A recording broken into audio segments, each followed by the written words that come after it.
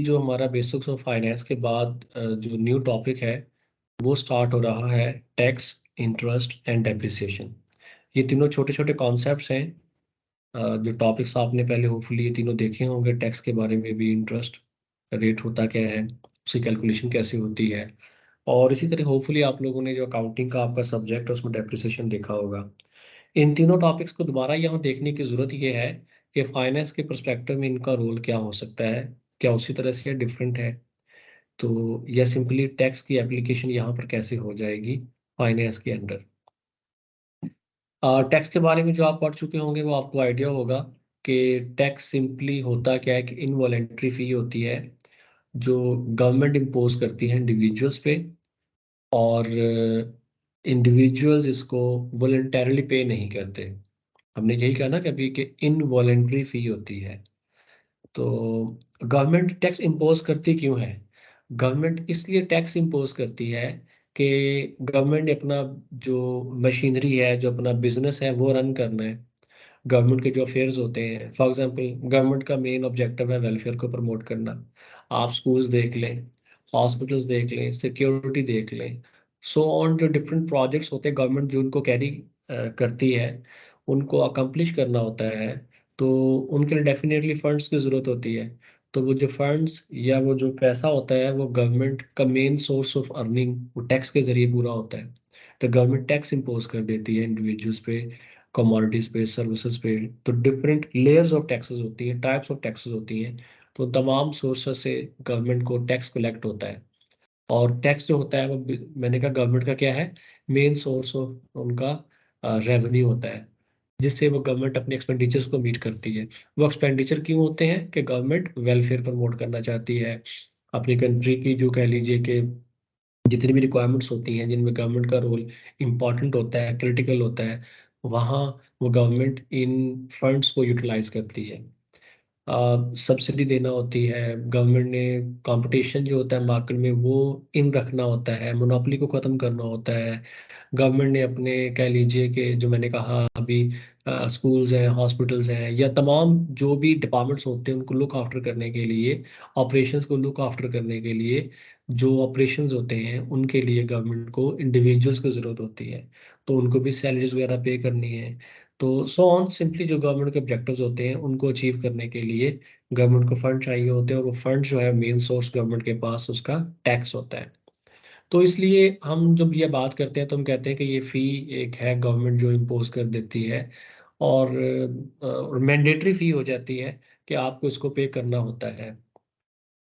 और जो ये टैक्स होता है ये डिफरेंट गवर्नमेंट जो है वो इम्पोज कर सकती हैं। फॉर एग्जांपल हमारे पास इसमें अगर देखते हैं तो वो फेडरल गवर्नमेंट भी हो सकती है, वो प्रोविंशियल गवर्नमेंट भी हो सकती है, या वो म्यूनिसिपल गवर्नमेंट जो है वो भी हो सकती है जो टैक्स इम्पोज करे।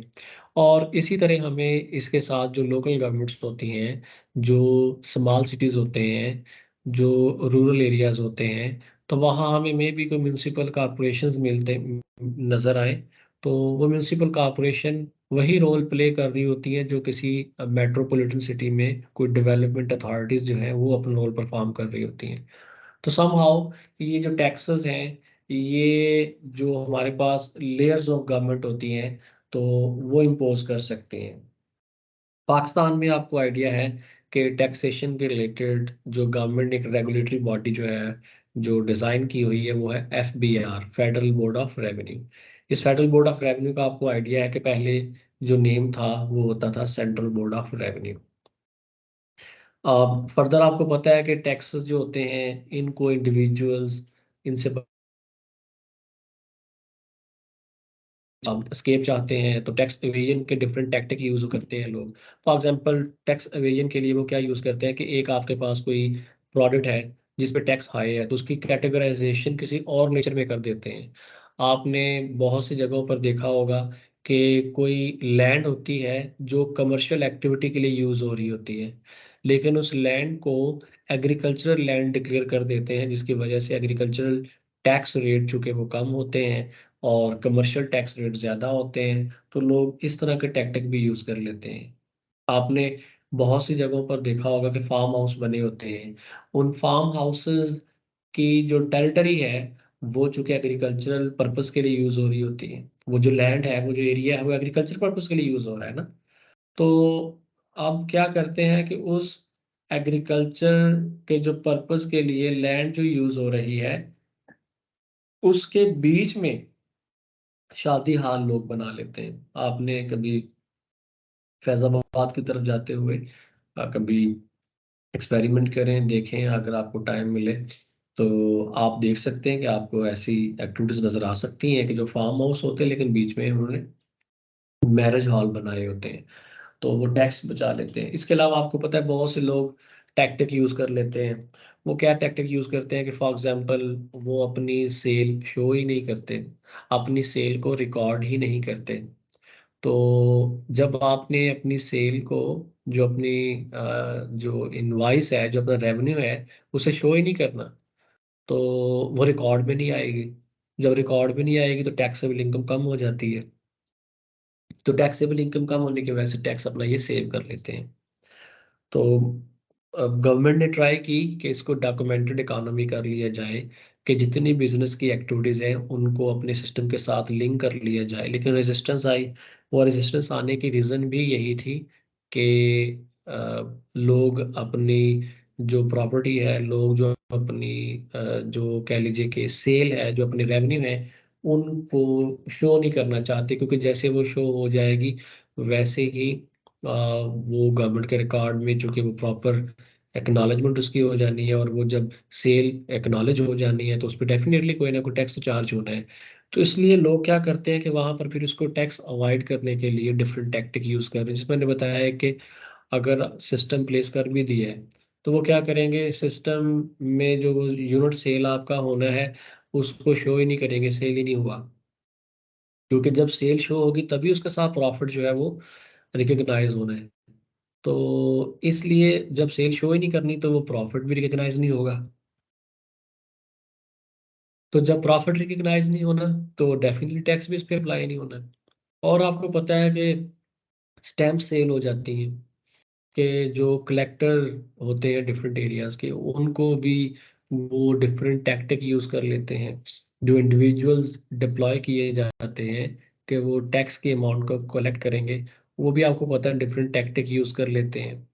और अगर कोई ना मान रहा हो तो उसको वो, फिर आपको पता है कि ब्राइब जो है वो एक बड़ा एलिमेंट है जिसके थ्रू वो कर लेते हैं। ब्राइबरी कैसे करते हैं कि वो में भी वो गुजर रहे हैं और जाएं कहें जी कि हम, हमने ये एक, हमारी कंपनी ने एक स्कॉलरशिप की स्कीम लॉन्च की है, तो सर आप भी अपने बच्चों को अप्लाई करवाएं। तो उनको यही फील करवाते हैं कि जैसे वाकई में वो रियल सेंस में स्कॉलरशिप कंपनी सबको दे रही है। ऐड भी आ गया, 10,000 15,000 का एक्सपेंस आ गया जी, चले ऐड पे। और जो स्कॉलरशिप है वो सपोज कर लीजिए कि 70-80 लाख की या 50 लाख की, कोई एक अमाउंट अज्यूम कर लें। तो वो स्पेशली उसी बंदे के लिए डिजाइन की होती है जिसके थ्रू उन्होंने करोड़ों का टैक्स अपना सेव करवाना होता है। तो वो इसलिए वो कहते हैं कि चलें जी ये स्कॉलरशिप में अप्लाई करवा दे, ड्रॉ होने आपका नाम आ गया तो फायदा हो जाएगा, वो अप्लाई करवा लेते हैं जी। तो स्कॉलरशिप चूंकि डिजाइन इन्हीं के लिए किया होता है, और कहते हैं जी आपका ड्रॉ में नाम आ गया है जी। तो वो जब ऐसा होता है फिर उसके बाद वो आपको पता है कि उन्हीं के स्कॉलरशिप पे वो जो पेमेंट्स होती हैं जानी होती हैं सारी चीज़ें। तो फिर वहाँ पर वो जो कलेक्टर होते हैं, जो टैक्स कलेक्शन पे लोग लगे होते हैं, तो वो आपको पता है कि आंखें बंद करना ज़रा उनके लिए थोड़ा आसान हो जाता है। या जो डाउट्स होते हैं, जो सस्पेक्ट्स होते हैं, उनको ट्रेस करना, फर्दर उनकी जो जांच पड़ताल करना होती है, वो ज़रा कह लीजिए कि थोड़ा इस मुश्किल में नहीं जाते, तो वो टैक्स उनका बचा देते हैं। तो खैर there are many other tactics. हमें एज अ रिस्पॉन्सिबल सिटीजन ये कोशिश करनी चाहिए कि जो भी हमारे पार्ट पर ड्यू टैक्स बनता है वो हम गवर्नमेंट को पे करें। इसमें डिफरेंट जो है वो बातें माइंड में आ जाती है। कुछ लोग ये कहते हैं कि गवर्नमेंट तो टैक्स जो है वो पे करती ही नहीं। गवर्नमेंट कैसे पे नहीं करती जी? गवर्नमेंट ने हमसे जो टैक्स लिया है वो खा जाती है। हमें से अक्सर लोग ये शिकायत करते हैं, कंप्लेंट करते हैं कि गवर्नमेंट जो टैक्स कलेक्ट करती है उसे आगे प्रॉपरली यूटिलाइज नहीं कर रही। तो भाई अगर ऐसा होता तो बहुत, मैं मानता हूँ जो आप कहते हैं ऐसा ही है कि चीज़ें एग्जिस्ट करती ऐसी हैं, लेकिन 100% तो नहीं खा रही होती ना कुछ तो फिर भी वेलफेयर में काम जो है वो वेलफेयर के लिए उनको फंड्स को लेकर जा रही होती गवर्नमेंट। आप हॉस्पिटल्स में कभी विजिट करके देख लें, बहुत से सब्सिडाइज रेट्स पर बहुत सी फैसिलिटीज़ जो है वो गवर्नमेंट पे कर रही है। इसी तरह गवर्नमेंट के जो एजुकेशन के इदारे हैं वहाँ देख लें, तो वहाँ भी आपको ये नज़र आएगा कि गवर्नमेंट जो है वो सब्सिडाइज्ड जो रेट्स है उस पे एजुकेशन प्रोवाइड करती है। तो इसलिए बेटा ये जो हम बात कर रहे हैं कि गवर्नमेंट अगर 100% नहीं खाती तो फिर ये काम ना चल रहे होते। सिक्योरिटी है, पीस है, सो ऑन, जो भी रोड वगैरह मिलते हैं आपको हर चीज़, तो गवर्नमेंट आपको ये प्रोवाइड कर रही है। चलें अगर इसको 1 मिनट के लिए ऐसे ही ले लें कि गवर्नमेंट नहीं लगाती, हम कहते हैं जी कि मैंने इसलिए नहीं देना कि गवर्नमेंट लगा नहीं रही। तो भाई हम जब कहीं पर भी टैक्स सेव कर रहे होते हैं, बचा रहे होते हैं, टैक्स इवेजन या इल्लीगल तरीके से जो टैक्स की सेविंग होती है, तो क्या वो जो टैक्स की अमाउंट सेव करते हैं, हम जाकर किसी हॉस्पिटल को, किसी तालीमी इदारे को दे रहे होते हैं? तो ये भी तो क्वेश्चन है ना? या क्या जिन पर्पसेस के लिए गवर्नमेंट वो टैक्स लगाती है हम कर रहे होते हैं, हम भी तो नहीं कर रहे होते ना। तो खैर जो रोल है गवर्नमेंट का वो कह लीजिए कि एक सेपरेट थिंग है, लेकिन जो हमारे पार्ट पर एक ड्यू रिस्पॉन्सिबिलिटी है वो भी तो एक केस है ना। तो अगर हम जाकर वाकई में कोई डोनेट कर रहे हो उतनी अमाउंट और रिकॉर्ड मेंटेन कर रहे हो कि भाई इतना मैंने खाना खाया था और मैंने जो वाउचर लिया था, जो इनवाइस लिया था, वो ज़रा वो वाला इनवाइस लिया जो एनटीएन नंबर के बगैर था, जो सिर्फ एक मैनुअल कैश मेमो था उस पे ले लिया, मैनुअल बिल ले लिया। मैंने कंप्यूटराइज जिस पे एनटीएन नंबर जो लिंक हो एफबीआर के आईरिस सिस्टम के साथ, वहां से मैंने प्रिंट लिया बिल कि मेरे वो टैक्स की अमाउंट मुझे पे ना करनी पड़ जाए। तो इसलिए जो है वो क्वेश्चन तो यही आ जाता है कि क्या हम अपनी रिस्पॉन्सिबिलिटी पूरी कर रहे हैं। मैं पहले भी कई दफ़ा स्टूडेंट्स के साथ शेयर करता रहता हूँ कि जब तक हम लोग अपना जो ड्यू रोल है वो प्ले नहीं करते, जो हमारी ड्यूटीज़ हैं वो परफॉर्म नहीं करते, उस वक्त तक हम एक्सपेक्ट दूसरों से नहीं कर सकते। तो फर्स्ट जो है हमें खुद अपने आप में चेंज लाना होगी। फर्स्ट जो है वो हमें चीज़ों को लेकर चलना होगा। तो इसलिए हम जो है वो जब तक अपनी ड्यूटी परफॉर्म नहीं करते, हमें, मेरा ख्याल है, दूसरों को भी क्रिटिसाइज करने का हक नहीं पहुंचता। तो हम चेंज कर लेंगे अपने आप को, तो बाकी भी चेंज हो जाएंगी चीज़ें, बेहतरी की तरफ चली जाएंगी चीज़ें। तो इसलिए ये जो हम बात यहाँ पे कर रहे थे कि गवर्नमेंट जो है वो प्रॉपरली यूज़ कर रही है कि नहीं कर रही, तो हमें देखना है कि हम क्या कर रहे हैं, ठीक है? तो फिर चीज़ें जब हम हर बंदा अपने आप को सेट करेगा, तो टॉप पे भी चीज़ें सेट हो जाएँगी। क्योंकि अल्लाह ताला उस कौम की हालत नहीं बदलते कि जो अपनी हालत खुद ना बदले। जैसी रियाया होती है वैसे ही हुक्मरान होते हैं। अगर हम चेंज करेंगे तो टॉप पे भी चेंज आ जाएगी। आज मैं आपको गारंटी से कह दूँ, हमारे इर्द-गिर्द कहीं भी देख लें हम, जो इंतहाई ईमानदार, शरीफ बंदा हो, वो इलेक्शन के लिए खड़ा हो जाए, कंटेस्ट करे, हम उसे वोट नहीं देते। क्यों? यार ये मेरे भतीजे को, मेरे भाई को, मेरी बहन को या मुझे जो है वो मेरी सिफ़ारिश को कबूल नहीं करेगा। मेरे भतीजे को किसी जॉब पे लगाएगा नहीं। हम क्राइटेरिया यही रखते हैं कि जिसको कोर्ट कचहरी का पता होता है। हम कहते हैं इस बंदे को तो पता ही कुछ नहीं है। जिसको ज़रा आप कह लीजिए कि अपनी जो मतलब जो वो आदतें जो हम में से कोई बंदा पसंद नहीं करता, वो जब उसमें देखते हैं कि यार ये तो बड़ा एक्सपर्ट है, मतलब बदमाश टाइप का बंदा है या इस तरह की चीज़ें हैं, जिसको 2 नंबरियों का पता है, ये करता भी है, ऐसी चीज़ें। हम हमारा क्राइटेरिया वही होता है। शरीफ बंदा खड़ा हो जाए, उसको बड़ी मुश्किल से कह लीजिए कि सिर्फ़ मेरे ख़्याल है उसकी फैमिली के जो वोट होंगे, वही बड़ी मुश्किल से मिलेंगे। क्योंकि पता होता है कि इसने जो काम करना है ईमानदारी से करना है, इसने कल को बात नहीं सुननी, इसने फ्रॉड नहीं करना, तो ये तो भाई हमारे रास्ते रोकेगा। तो हम खुद भी जब फ्रॉड करना चाहते हैं, हम खुद भी जब 2 नंबरी करना चाहते हैं, गलत करना चाहते हैं, तो डेफ़िनेटली यही आगे चलकर पार्लियामेंट में बैठेंगे। जब यही वहाँ बैठेंगे जाकर, तो फिर ज़ाहिर-सी बात है हम तो फिर उनसे वही एक्सपेक्ट करेंगे जो हम जिस चीज़ को देखते हुए उनको वोट दिया है। तो लिहाज़ा ये जो चीज़ अभी हमने आपके साथ डिस्कस की है कि चेंज जो है वो टेक्निकली हम में से हर एक को खुद लाना होगी, हम में से हर एक को खुद ये चीज़ें जो है वो देखना होगी, तब जाकर चीज़ें जो है हम ऊपर से एक्सपेक्ट कर सकते हैं कि वहाँ चेंज आएगी। समहाउ पॉइंट था कि टैक्स जो है वेरिएंट, उससे ये डिस्कशन आगे मूव हुई। आगे हम देखते हैं कि टैक्स की जो टाइप्स होती हैं वो क्या है टेक्निकली, जो ब्रॉडली स्पीकिंग क्लासिफाई करें तो वो 4 टैक्सेस की टाइप्स हैं। लेकिन इन हर एक के अंदर आगे हम देखेंगे तो वो फर्दर टाइप्स भी हो सकती हैं। जैसे हमने कहा कि डायरेक्ट टैक्सेस है, इनडायरेक्ट टैक्स है, कस्टम टैक्सेस हैं, ड्यूटीज भी कहते हैं, एक्साइज ड्यूटीज या एक्साइज टैक्सेस भी कह लेते हैं। तो ये हमारे पास 4 टाइप्स हैं टैक्सेस की। सबसे पहले यहाँ पर जो डायरेक्ट टैक्सेस है, आपको आइडिया होगा कि ये वो टैक्स होता है सॉरी, जो इंडिविजुअल्स की इनकम पे अप्लाई होता है। यानी कि डायरेक्ट टैक्स वो होगा जो किसी भी पर्सन की सैलरी पे अप्लाई होगा, किसी कंपनी की इनकम पे अप्लाई होगा। यानी कि इसको हम शिफ्ट नहीं कर सकते, पास ऑन नहीं कर सकते। ऐसा नहीं है मिस्टर ए पे या कंपनी ए बी सी पे ये अप्लाई हुआ है और इसको कि हम शिफ्ट कर दें किसी और पर्सन पे कि भाई तुम पे करो। ऐसा नहीं हो सकता। जिस पर्सन पे ये अप्लाई होता है, चार्ज होता है, उसी की ये रिस्पॉन्सिबिलिटी है इसको पे करना। ठीक है? तो ये डायरेक्ट टैक्सेस है जिसे हम इनकम टैक्स देख सकते हैं। तो जो प्रॉफिट पे अप्लाई होता है। इनडायरेक्ट टैक्स जो कमोडिटीज पे या सर्विसेज पे जो जो जो कमोडिटीज है जो उन पे अप्लाई हो रहा होता है।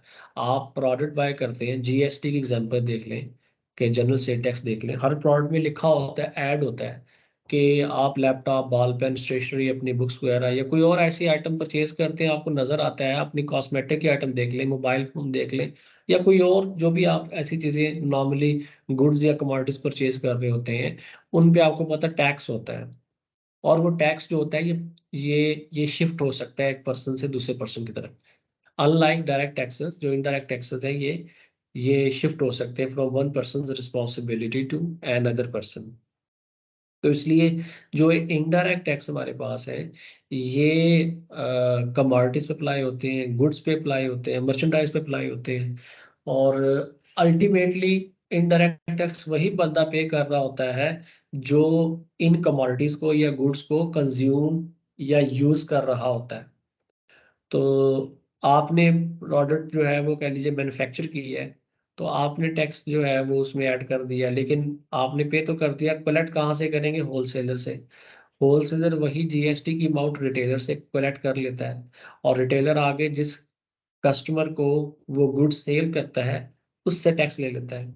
तो इसलिए अगर वही कस्टमर अल्टीमेटली कंज्यूम कर रहा है तो वही उसको पे कर रहा है। तो अल्टीमेट पेमेंट इनडायरेक्ट टैक्स की जो कंज्यूमर होता है उसको पे करना होता है। अच्छा, उसके बाद कस्टम ड्यूटीज हैं, आपको पता है जो इंटरनेशनल ट्रेड इंपोर्ट एक्सपोर्ट होती है, जैसे आपने अक्सर नाम सुना होगा कि जो भी इंपोर्ट हो रही होती है उस पर कस्टम ड्यूटीज जो है वो इम्पोज की जाती हैं।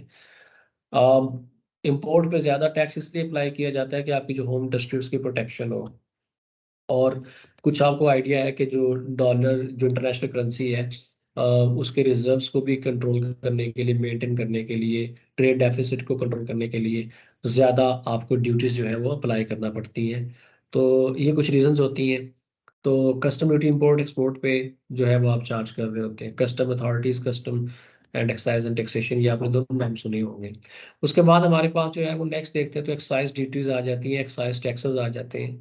ये हमारी जो लोकल सेल एंड परचेज होती है उन पे अप्लाई होती है। जैसा कि आपने गाड़ियों पर रजिस्ट्रेशन देखी होगी, या जो ये हमारे पास कह लीजिए कि डिफरेंट जो फी चालान की फॉर्म में, टोकन टैक्स की फॉर्म में, बाइक्स की रजिस्ट्रेशन है, गाड़ियों पर रजिस्ट्रेशन है, रिन्यूअल है लाइसेंस की, तो ये सारे एक्साइज टैक्सेशन जो डिपार्टमेंट है वो उसको देखता है। तो वो एक्साइज ड्यूटीज के नाम से जाने जाते हैं।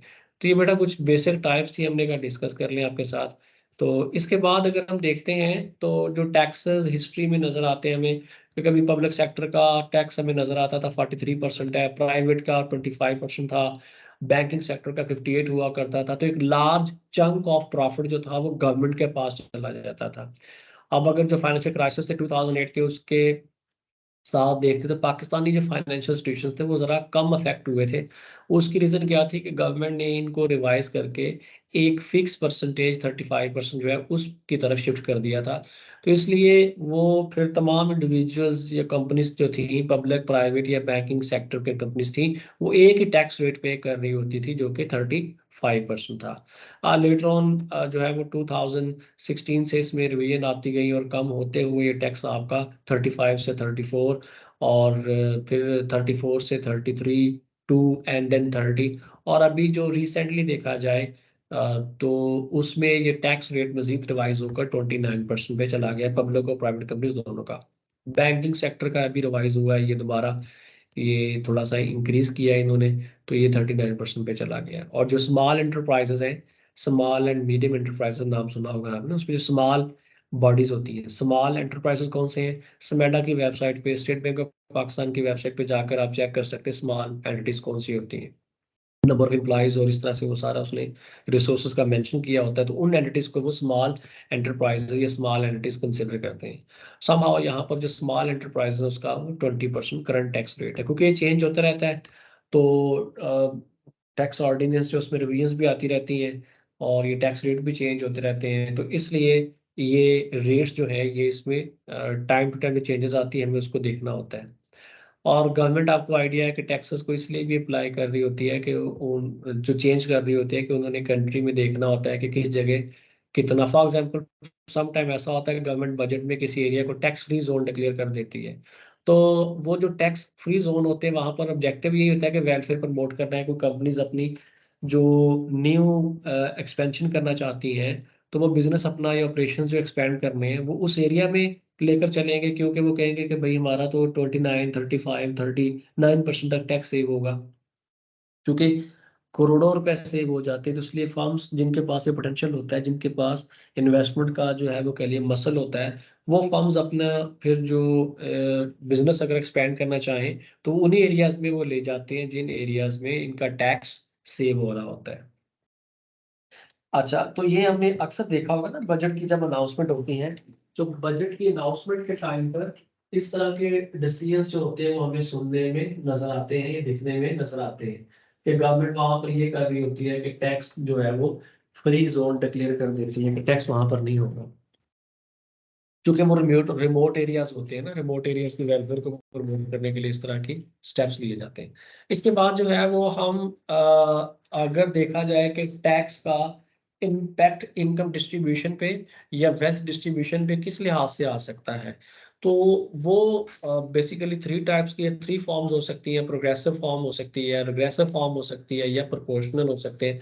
प्रोग्रेसिव नाम से शो हो रहा है कि ये ऐसे टैक्सेस होते हैं कि अगर किसी बंदे की इनकम ज्यादा है तो ज्यादा टैक्स अप्लाई होगा, और अगर कम इनकम है तो उस पर कम टैक्स अप्लाई होगा। तो इस पे जो आर्गुमेंट ये दिया जाता है जी कि जो ज्यादा वेल्दी बंदा है, जो कि उसकी इनकम ज्यादा है, तो उसे अगर टैक्स ज्यादा ले लेंगे तो कोई प्रॉब्लम नहीं है, तो उसको टैक्स ज्यादा पे करना चाहिए। और जो पुअर होते हैं वो जरा नीडी पर्सन होते हैं, उनके पास ज्यादा इनकम नहीं होती, तो इसलिए उनको पेनल्टी नहीं देनी चाहिए, उनको जो है वो कह लीजिए कि कम टैक्स चार्ज करना चाहिए। लेकिन अगर देखा जाए तो क्या हम डिस्करेज नहीं कर रहे होते हैं, क्योंकि जो बंदा ज्यादा एफर्ट कर रहा है, जो ज्यादा हार्ड वर्क कर रहा है, तो उसको हम कह रहे हैं कि भाई तुम ज्यादा टैक्स पे करो, यानी कि वो डिस्करेज होगा, भाई ज्यादा एफर्ट पुट करूंगा तो मुझे एक तरह से जैसे पेनल्टी मिल रही है कि मैं ज्यादा टैक्स क्यों पे करूँ। तो समहाउ ये जो प्रोग्रेसिव टैक्स है पाकिस्तान में यही है कि higher the income higher will be your tax, और lower the income low will be your tax, जो है वो ज्यादातर केसेस में यही फॉलो आपका होता है। जैसे हमारे पास जो है इनकम टैक्स की हमने एग्जांपल की, अब पाकिस्तान में अगर केस देख लें तो पाकिस्तान में जो हमारे पास है मिनिमम टैक्सेबल इनकम जो है वो एनुअल अगर 6 लाख है तो आपको कोई टैक्स पे नहीं करना पड़ता। यानी कि 6 लाख का मतलब है 50,000 पर मंथ है। तो अगर किसी की पर मंथ सैलरी या इनकम इंडिविजुअल केसेस में बात की जाए, तो या सैलरी क्लास जो है उसकी बात की जाए, तो वहां पर जो 50,000 पर मंथ या एनुअल 6 लाख की इनकम है, ये अगर है आपकी, तो आप पे कोई टैक्स नहीं है, आप जो है वो टैक्स आपके लिए जो है एग्जाम्प्ट है। इसी तरह जो है वो अगर 6 लाख से एक्सीड करते हैं तो फिर आप पे टैक्स अप्लाई होना शुरू हो जाता है। डिफरेंट लेयर ऑफ टैक्सेस है, ब्रैकेट्स हैं, आप इसको चेक कर सकते हैं एफबीआर की वेबसाइट पर, वहाँ पे ये पूरा डिटेल में चार्ट गिवन है। जैसे कि यहाँ हमने बताया कि अगर एनुअल इनकम 6 लाख से एक्सीड करना शुरू हो जाती है, तो जितनी अमाउंट एक्सीड होगी उस पे 2.5% आपको टैक्स पे करना होता है। ये इसका जी, अगर हम इसको ग्राफिकली रिप्रेजेंट करना चाहें तो चूंकि अपवर्ड ट्रेंड बनता है कि higher the income higher will be your tax. तो जैसे देखिए, लो है तो टैक्स कम पे किया, मिडिल इनकम है तो टैक्स थोड़ा सा इनहैंस हो गया, देखिए यहाँ पर। और अगर इनकम आपकी हाई एक्सीड कर रही है तो टैक्स परसेंटेज भी आपकी जो है वो इनहैंस हो रही है, बढ़ रही है। रेग्रेसिव इसका बिल्कुल ऑपोजिट है जी, कि जो टैक्स पुअर पे है वो ज्यादा अप्लाई किया जाता है और रिच पे जरा कम है। उसके रीजन ये है ताकि पुअर एफर्ट करें कि भाई अगर कम इनकम में रहेंगे, कम रिसोर्सेज को आगे यूटिलाइज करेंगे, तो फिर या प्रॉपर यूटिलाइज नहीं करेंगे तो टैक्स ज़्यादा पे करना पड़ेगा। वो कहते हैं कि इंसान, इसके लॉजिक ये है, इंसान है ना वो टैक्स सेव करना चाहता है, या वो अपने पे जो चार्ज होता है उसको ज़रा कम करना चाहता है, या उसको अवॉइड करना चाहता है, तो इसलिए वो जो है वो ज़्यादा एफर्ट करेंगे ताकि टैक्स कम उनको पे करना पड़े। तो ये उनका आर्गुमेंट है। और डेफिनेटली हम ये भी कहेंगे कि बंदा तो ऑलरेडी गरीब है, बंदे के पास ऑलरेडी रिसोर्सेज नहीं है, किसका दिल चाहेगा कि वो जरा गरीब रहे? हर एक का दिल चाहेगा कि उसके पास जो है वो ज्यादा पैसे आए। तो इसलिए हम एक तरह से जो ऑलरेडी बर्डन में उनको मजीद बर्डनाइज कर रहे होते हैं, अगर अग्रेसिव टैक्स सिस्टम की बात की जाए। इसको जो है वो लाइक नहीं किया जाता, क्योंकि डेफिनेटली कोई भी इकोनॉमी होगी तो वो इसको प्रेफर नहीं करती। तो बट समहाउ ये इसका आर्गुमेंट था कि जी, जो आपकी हायर इनकम है तो कम, और कम इनकम है तो ज़्यादा टैक्स आप पे करेंगे। और यहाँ पर अगर आप एग्जांपल देखते हैं तो जो लग्जरी आइटम्स होती हैं उन पर ये रिग्रेसिव टैक्स हम जो है वो अप्लाई होता देख सकते हैं। फॉर एग्जांपल कैसे? कि लग्जरी आइटम गरीब ने तो बाय करनी नहीं है। लग्जरी आइटम जो है वो गरीब तो बाय नहीं कर सकता, वो तो अपनी बेसिक जो नीड्स है उन्हीं को मीट करेगा ना। तो कंफर्ट्स और लग्जरी उसके बाद आएंगी। तो इसलिए वो कहता है कि जब उसने बाय नहीं करनी तो जो बाय कर सकते हैं उसको जरा कम चार्ज कर लें। इसलिए वहां पर ये एग्जाम्पल उसकी आ जाती है। और ये हम देख सकते हैं कि अगर ये लो इनकम है तो ज्यादा टैक्स 30% पे शो हो रहा है, मिडिल है तो देखिए 10 आ गया, और हाई है तो वो 1 लाख पे जो है वो इस तरह आ जाता है। तो चूंकि वो लग्जरी या कंफर्ट्स की तरफ जरा कम मूव करेगा जो 10,000 वाला होगा, और जबकि जो हाई वाले हैं वो ज्यादा होंगे, तो वो कहते हैं उसका प्रपोर्शन ज्यादा हो जाएगा कंजम्पशन के बाद उसका। देन हमारे पास प्रोपोर्शनल है। ये एक ही तरह की परसेंटेज जो है वो हम जो वेल्दी पर्सन होते हैं, जो पुअर होते हैं, उनसे ले रहे होते हैं, और इक्वालिटी की एक जो है वो सेंस डेवलप करना चाहते होते हैं कि जी हम इक्वालिटी को लेकर चल रहे हैं। तो वो इसलिए यहाँ पर जो है वो हम बात करते हैं, आल्दो ये बात अगेंस्ट वही आ जाती है कि गरीब और अमीर दोनों से सेम ले रहे हैं। हालांकि गरीबों को ज़्यादा पैसे चाहिए कि वो अपनी उस अमाउंट को इन्वेस्ट कर सके, ताकि फर्दर जो ग्रोथ उसमें आ सके। तो अब हमें अगर कोई ऐसा, कोई मेरे माइंड में तो ऐसी एग्जांपल कोई नहीं आ रही, लेकिन मे भी कहीं एग्जिस्ट करता हो कि सेम टैक्स जो है वो अप्लाई करते हो सब पे, कि जो भी इनकम उनकी है सब पे सेम अप्लाई कर दिया हो। अच्छा, इसके बाद बेटा एक छोटी सी आपसे डिस्कशन जो रिक्वेस्ट है वो ये करनी है कि आप लोग अगर टैक्स का पेमेंट का जो प्रोसीजर है उसको देखें, तो टैक्स जो होता है ये एडवांस पे होता है। टैक्स जो है ये एडवांस पे और होता है पाकिस्तान में, जो है वो आपको पता है कि क्वार्टरली पेमेंट्स हो रही होती हैं, या नॉर्मली कहीं भी देखते हैं ज़्यादातर केस में आपको क्वार्टर पेमेंट इसकी मिलती है, क्वार्टरली एडवांस पेमेंट होती है। तो अब चूंकि एडवांस पेमेंट होनी है तो ये एक एस्टिमेटेड अमाउंट होती है। सपोज 3 मंथ्स का एक क्वार्टर है, हम कहते हैं कि हमने उसकी पेमेंट करनी है। फर्स्ट क्वार्टर जो आपका 1 जुलाई से लेकर जुलाई और अगस्त और सितंबर 30 तक, ये फर्स्ट क्वार्टर आपका बना।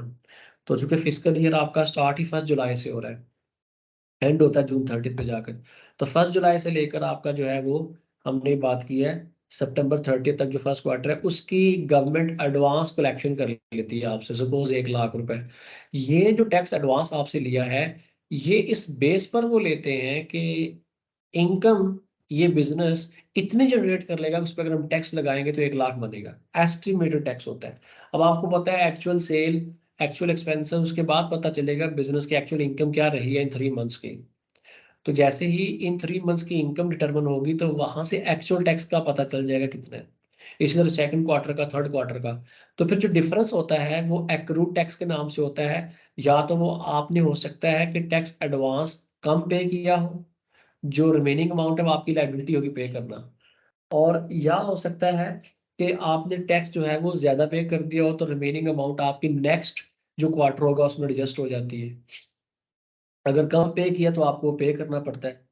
तो दूसरी बात, जो इनकम सैलरीज होती हैं वो टैक्स की डिडक्शन एट सोर्स हो जाती है कि फॉर एग्जांपल आप किसी इदारे में काम कर रहे हैं, तो वहाँ जब आपकी अर्निंग कैलकुलेट होती है, आपकी सैलरी कैलकुलेट होती है, तो जो टैक्स बनता है वो उसी वक्त डिडक्ट कर लिया जाता है और वो इदारा आगे एफबीआर को वो अमाउंट उतनी रेमिट कर देता है, ट्रांसफर कर देता है एफबीआर के अकाउंट में। तो ये थोड़ा सा बताना जरूरी था, नहीं बता दूं। अच्छा, एक और चीज, अगर आप पाकिस्तान में फाइलर बन जाते हैं या कहीं भी बन जाते हैं फाइलर, तो आपको उसका बेनिफिट होता है। तो जैसा कि अगर आप सपोज कर लीजिए कि गाड़ियों का रजिस्ट्रेशन करवाएं, आपको 50% अमाउंट पे करना पड़ती है। ट्रांसफर करवाना हो अपने नाम पर लैंड को, बिल्डिंग को, गाड़ियों वगैरह को, जो भी इस तरह की चीजें हैं, आपका टैक्स वहां पर सेव होता है। कि इसी तरह आपकी जो इनकम्स होती हैं, अगर आप नॉन फाइलर है तो आपको ज्यादा टैक्स पे करना पड़ता है, फाइलर है तो आप कम टैक्स पे करते हैं। तो ये सोचना कि गवर्नमेंट को पता नहीं होता, ये गलत होता है। गवर्नमेंट जो है वो आपका रिकॉर्ड को कहीं ना कहीं तरीके से ट्रेस करना चाहे वो कर लेती है, आइडिया होता है।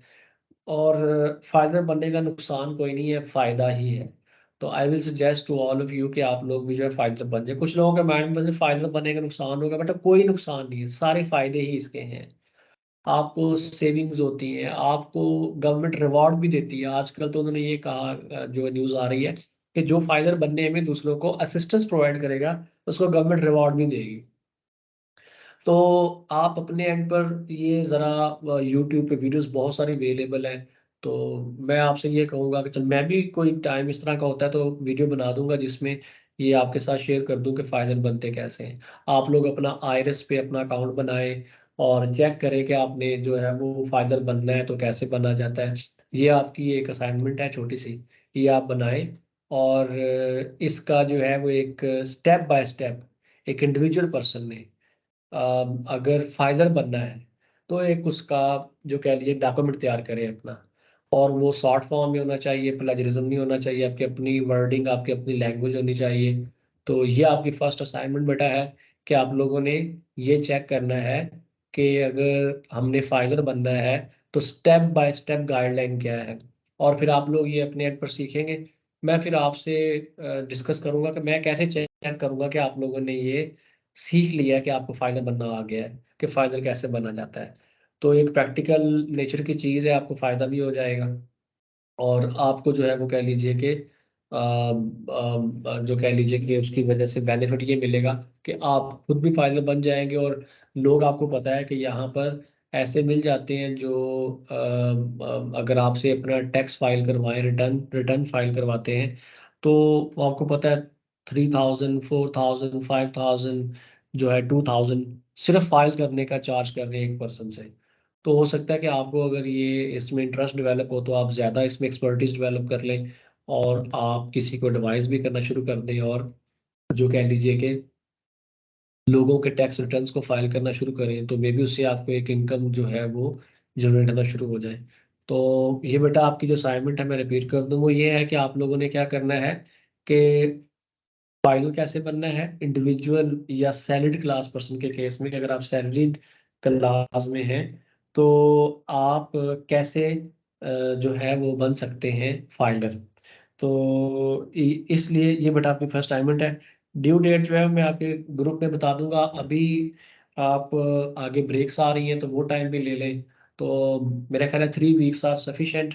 तो 3 वीक्स में जो है वो आज की डेट के बाद जो है आप 3 वीक्स का टाइम काउंट कर लें। तो 3 वीक्स के बाद आप मुझे ये ईमेल एड्रेस जो आपके साथ शेयर किया हुआ है दोबारा भी कर दूंगा, उस ईमेल एड्रेस पे मुझे आप लोग अपना जो डॉक्यूमेंट होगा वो मेल कर देंगे। मैं फिर रिपीट कर रहा हूँ बेटा, वो जो डॉक्यूमेंट शेयर करेंगे वो कॉपी पेस्ट ना हो, अदरवाइज वो प्लेजराइज शो हो जाएगा और आपको उसका बेनिफिट कोई नहीं मिलेगा। तो अभी तक के लिए बेटा इतने काफ़ी है। थैंक यू वेरी मच, जजाकल्ला जी, अल्लाह हाफिज़।